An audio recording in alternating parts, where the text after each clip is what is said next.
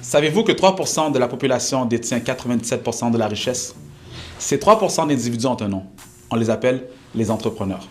Selon les statistiques, les faits et les témoignages, être entrepreneur apporte plus de bénéfices qu'être employé.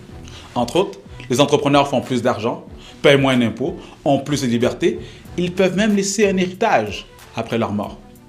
Mais malgré ces faits, 97% des gens continuent à être l'objet du projet de quelqu'un d'autre.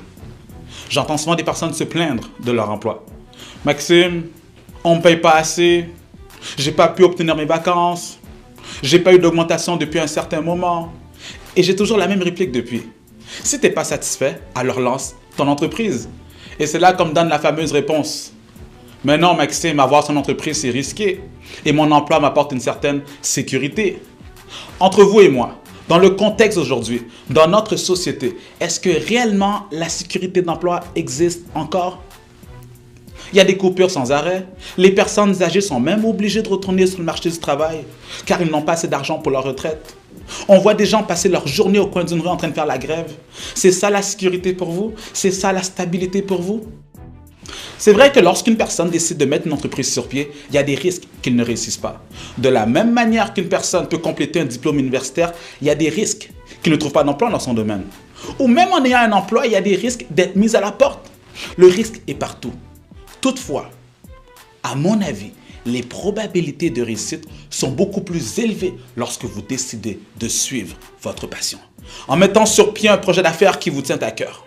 C'est vrai qu'il y aura des obstacles sur votre chemin. Et comme j'aime le dire à mes entrepreneurs étudiants, la business c'est 20% d'habileté et 80% se trouve entre les deux oreilles, dans le mental.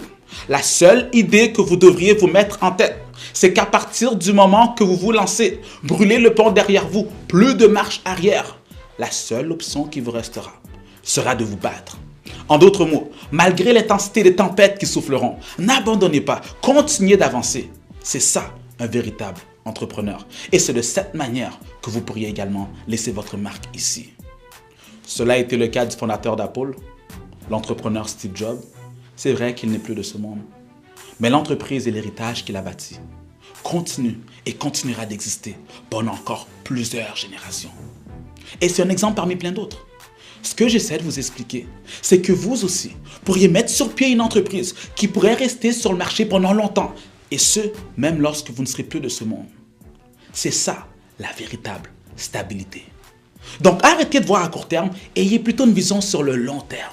Dites-vous qu'à chaque fois que vous voyez une entreprise qui réussit, c'est parce qu'un jour, quelqu'un a pris une décision courageuse. Pourquoi ne seriez-vous pas cette personne? C'était Maxime Victor pour vous inspirer et vous motiver à vous surpasser.